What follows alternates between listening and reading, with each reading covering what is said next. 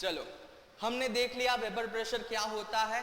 अब हम देखते हैं राउल्ट्स लॉ जो उससे कनेक्टेड है, उसके बारे में हम बात करें। अब भाई राउल्ट्स करके एक साइंटिस्ट है जिसने वेपर प्रेशर के ऊपर और मोल फ्रैक्शन के ऊपर थोड़ा स्टडी किया और अपना एक लॉ हमें बना के दे दिया। ओके, तो राउल्ट्स लॉ, उसके हमें दो लॉ पढ़ने हैं, एक particular liquid in solid solution के लिए और दूसरा सॉलिड इन लिक्विड के सॉल्यूशन के लिए। यानी कि ये जो है इसमें सॉल्वेंट और सॉल्यूट दोनों लिक्विड होंगे और ये वाला जो केस है उसके अंदर सॉल्यूट जो है वो सॉलिड फॉर्म में होगा और सॉल्वेंट जो है वो लिक्विड के फॉर्म में होगा। ओके, तो चलो सबसे पहला हम देखते हैं Raoult's law for liquid in liquid solution, यानी कि हमारा सॉल्वेंट भी लिक्विड है और सॉल्यूट भी लिक्विड है। एक सबसे इंपॉर्टेंट जानकारी कि राउल्ट्स लॉ जो है वो तभी एप्लीकेबल होगा जब हमारा जो लिक्विड है वो वॉलेटाइल होगा। कैसा होगा?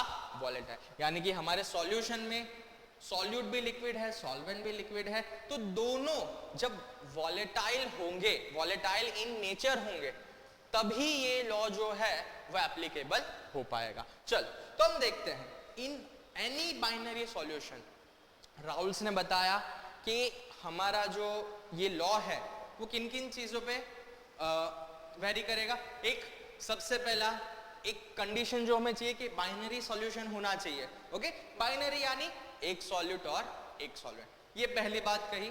दूसरी बात उन्होंने कही कि वॉलेटाइल जो है वो कंपाउंड्स आपके होने चाहिए। आपका जो भी लिक्विड है वो दोनों के दोनों लिक्विड्स वॉलेटाइल इन नेचर होने चाहिए। तो चलो अब उसके लॉ के बारे में हम स्टडी करते हैं कि partial vapour pressure is directly proportional, okay, the partial vapour pressure of any component is directly proportional to its mole fraction. Okay, यानी सिंपल देखो, यहां पे हमने एक सॉल्यूशन लिया है, सॉल्यूशन के अंदर दोनों जो लिक्विड है वो पर्टिकुलर वॉलेटाइल इन नेचर है।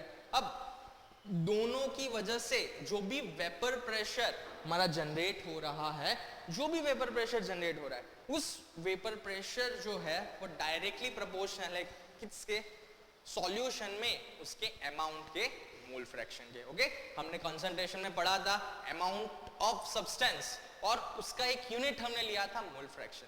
तो इधर हम अमाउंट ऑफ सब्सटेंस को एज अ मोल फ्रैक्शन के फॉर्म में यूज कर रहे हैं। ओके, तो चलो इधर देखो एक्सप्रेशन हम देख लेते हैं। P total, total vapour pressure, यानी कि ये जो हमारा केस है, समझो ये हमारा सॉल्यूशन है और ये हमारे वेपर्स है। तो ये जो वेपर्स है वो कोई एक चीज तो बनाएगा नहीं। ऐसा कभी हो सकता है क्या? सॉल्वेंट वेपर बनाएगा, सॉल्यूट नहीं बनाएगा, सॉल्यूट बनाएगा पर सॉल्वेंट नहीं बनाएगा, भले ही दोनों लिक्विड सॉल्यूशन में हो।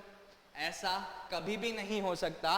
रीजन ये है कि लिक्विड सॉल्यूशन जो है वो वेपर में कन्वर्ट होते हैं और वो जो वेपर्स में कन्वर्ट होंगे उन दोनों की वजह से ही इधर जो प्रेशर जनरेट होगा उसको हम बोलेंगे vapour, partial vapour pressure of that liquid. अब देखो यहाँ पे वैसे तो सॉल्यूशन की डेफिनेशन में ही है वो होमोजीनस होता है, पर इधर थोड़ा सा डिफरेंशिएट हो इसलिए मैंने कलर डिफरेंस बताया है कि समझो ये लाइट ब्लू है वो मेरा सॉल्वेंट का पार्टिकल है और डार्क ब्लू है वो सॉल्यूट का पार्टिकल है। अब ये दोनों एक दूसरे से मिक्स हुए हुए हैं होमोजीनस सॉल्यूशन के अंदर और इसका जो वेपर जनरेट होगा वो मैंने ऊपर बताया है। अब ये तो हमने देख लिया टोटल कि इन दोनों का मिला के जो प्रेशर जनरेट हो रहा है।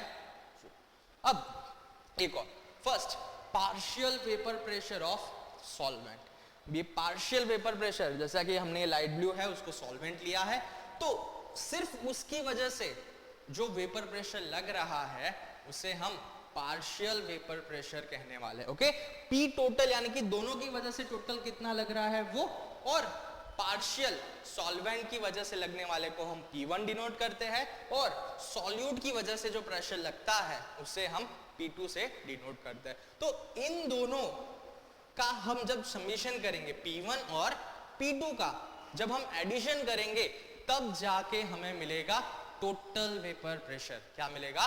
Total vapour pressure. Partial vapour pressure को हम डिनोट करते हैं P1 और P2 से। P1 सॉल्वेंट का partial vapour pressure, P2 solute का पार्शियल वेपर प्रेशर। ओके, अब चलो नेक्स्ट आगे। नेक्स्ट जो पोर्शन है एक और है हमारे पास P0। P0 वो कुछ भी नहीं, एकदम सिंपल फॉर्म है कि वेपर प्रेशर ऑफ सॉल्यूट और सॉल्वेंट, यानी कि वेपर प्रेशर ऑफ सॉल्यूट या फिर solvent in their pure state, यानी कि ये ऐसा वेपर प्रेशर है जब हमारे पास कोई भी सॉल्यूशन बनाया हुआ नहीं है, हमारे पास सिर्फ एक जो कंपाउंड है वो हमारे पास तैयार पड़ा है एज अ लिक्विड फॉर्म में, तब उसका वेपर प्रेशर कितना होगा, वही वैल्यू है हमारी P0। यानी कि वो सॉल्यूट भी हो सकता है, सॉल्वेंट भी हो सकता है। ओके, तो P0 जो है वो पर्टिकुलर जो कंपोनेंट है सॉल्यूट या सॉल्वेंट है, वो अपने प्योर फॉर्म में कितना वेपर प्रेशर बना रहा है, वही है P0। ओके, तो ये चीज आपको समझ में आ गई होगी। अब हम जाते हैं राउल्ट्स लॉ के एक्सप्रेशन के ऊपर। राउल्ट्स लॉ का जो एक्सप्रेशन है वो कुछ ये कहता है कि पर्टिकुलर वेपर पार्शियल वेपर जो हमारा पार्शियल वेपर प्रेशर है वो डायरेक्टली प्रोपोर्शनल है उसके मोल फ्रैक्शन के। तो लिख लिया P1 जो हमारा इधर सॉल्वेंट है और P2 जो हमारा सॉल्यूट है, तो उनके मोल फ्रैक्शन से हमने प्रोपोर्शनल कर दिया। नेक्स्ट, अब प्रोपोर्शनलिटी का साइन हम जब भी हटाते हैं हमें एक कांस्टेंट लिखना ही पड़ता है। तो हमने हटाया, तो P1 के साथ जब भी हमने हटाया तो हमारे पास एक कांस्टेंट आया जो है vapour pressure in pure form of solvent, जिसको मैंने P1 नॉट से डिनोट किया हुआ है। वैसे ही P2 के लिए P2 नॉट आया जो कि pure vapour pressure of a solute in its pure form. Okay, ये जो वेपर प्रेशर है वो सॉल्यूट का है और उसके प्योर फॉर्म में ये जनरेट हो रहा है। तो यही है हमारा Raoult's law for liquid in liquid solution. इसके बारे में हम थोड़ा सा आगे डेरिवेशन कर रहे हैं। ओके, तो चलो हमने क्या किया, एक फॉर्मूला लेके आए, ये रहा P1 is equal to P1 nought into Chi1। ये हमने आगे ये देखा कि जब भी प्योर P1 है हमारा किसके लिए, partial vapour pressure of solvent, P1 not है हमारा vapour pressure of solvent in its pure form, और Chi1 है वो मोल फ्रैक्शन ऑफ सॉल्वेंट। तो ये हमने इक्वेशन लाई। अब लास्ट लेक्चर में ही हमने मोल फ्रैक्शन के बारे में देखा था कि मोल फ्रैक्शन का एक इक्वेशन मैंने आपको बताया था कि सॉल्यूट और सॉल्वेंट दोनों के मोल फ्रैक्शन का जब आप समेशन करते हो तो हमेशा वो इक्वल टू 1 आएगा। तो ये इसका यूज करके मैंने क्या किया, इसका यूज करके Chi1 की जगह मैंने इसको Chi2 को इधर जाने दिया और जो सॉल्यूट का मोल फ्रैक्शन है वो उस फॉर्म में मैंने ला दिया। तो यहां से मुझे P1 की एक नई फॉर्मूला मिल गई। ओके, अगर आपको फॉर एग्जांपल कहीं पे P1 नॉट दिया है और आपको मोल फ्रैक्शन दिए हैं सॉल्यूट के, तो आप ये फॉर्मूला यूज कर सकते हो। ओके, अब वैसे ही जैसे P1 के लिए किया वैसे P2 के लिए भी हम कर सकते हैं। ओके, अब टोटल वेपर प्रेशर जो है उसकी फॉर्मूला देख लेते हैं सिंपल।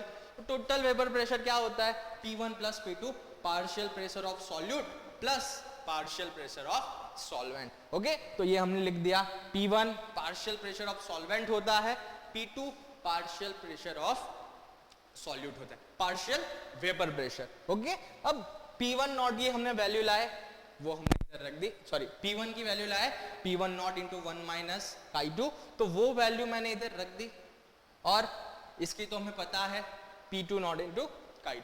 तो बस उससे हमने ये फॉर्मूला बना लिया। फॉर्मूला क्या कह रहा है, P total is equal to partial is equal to vapour pressure of solvent in a pure form plus दोनों का डिफरेंस और साथ में मल्टीप्लाई बाय Chi2। तो ये जो है मेरे कुछ एक्सप्रेशन हो गए राउल्ट्स लॉ से रिलेटेड। ओके, तो ये एक्सप्रेशन आपको याद रखना है, न्यूमेरिकल सॉल्व करने में आपको आ सकते हैं। अब चलो राउल्ट्स लॉ तो हमने पढ़ा, इसका आप ग्राफ देख लेते हैं एक बार। ओके, तो देखो ये हमने ग्राफ रेडी किया है पर्टिकुलर। ओके, ये हमारी X axis Y axis okay चलो, एक्स एक्सिस पे हमने मोल फ्रैक्शंस रखे हैं, यहाँ पे हमने वेपर प्रेशर रखा है। पहले इस ग्राफ को हम आधे फॉर्म में देख के चलते हैं। ओके, तो आपको सबसे पहले ये जो डॉटेड लाइन है इसको भूल जाना है। ओके, ये वाली डॉटेड लाइन को भूल जाओ। अब यहाँ पे हमारा जो काई1 है यानी कि मोल फ्रैक्शन ऑफ सॉल्वेंट वो 0 है, हाँ सॉरी वो 1 है, और मोल फ्रैक्शन ऑफ सॉल्यूट वो 0 है। अब क्या हुआ, धीरे धीरे हमने क्या किया, काई2 के मोल फ्रैक्शन को बढ़ाते गए बढ़ाते गए बढ़ाते गए और एक पॉइंट आया। ओके, तो यहाँ पे हमने क्या किया कि काई1 को 0 कर दिया, काई2 को 1 ले लिया। ओके, तो ये कैसे हुआ, फॉर एग्जाम्पल ये जो साइड है ये मेरा प्योर सॉल्वेंट के लिए है, और ये जो साइड है ये मेरा प्योर सॉल्यूट के लिए है। ओके, तो ये साइड है प्योर सॉल्वेंट के लिए, ये साइड है प्योर सॉल्यूट के लिए। ओके, तब देखो क्या हुआ कि इस साइड पे हम देखें तो यहाँ पे P2 नॉट हमें दिख रहा है, जो कि सॉल्यूट का उसके प्योर फॉर्म में वेपर प्रेशर क्या होगा वो बता रहा है। वैसे ही सेम टू सेम इस साइड देखो P1 नॉट, यानी कि सॉल्वेंट का उसके प्योर फॉर्म में वेपर प्रेशर कितना होगा वो बता रहा है। यहाँ पे जो डॉटेड लाइन से हमने बताया है वो ये P2 है, partial vapour pressure of solute, and P1 partial vapour pressure of solvent. तो उसको हमने इस हिसाब से दिखाया कि इधर से P1 इंक्रीज हो रहा है, इधर से P2 इंक्रीज हो रहा है, और लास्ट में P2 नॉट के ऊपर पहुंच रहा है। तब ये दोनों पॉइंट को जब हम कनेक्ट करेंगे तब जाके मुझे इनका टोटल वेपर प्रेशर मिलेगा, वही मुझे ये ग्राफ बता रहा है। तो ये जो ग्राफ है यहाँ से लेके यहाँ तक वो हो जाएगा P1 प्लस P2, यानी कि ये जो लाइन है यही ग्राफ मुझे हमारे जो सॉल्यूशन है उसका देखने को मिल सकता है। तो ये था राउल्ट्स लॉ। हमने क्या स्टडी किया, इसकी कुछ फॉर्मूलाज देखी। ओके, इसका इक्वेशन, इसकी फॉर्मूलाज, और साथ साथ में ये इंपॉर्टेंट इक्वेशन जो आपके न्यूमेरिकल पॉइंट ऑफ व्यू से बहुत ही ज्यादा इंपॉर्टेंट रखती है। ओके,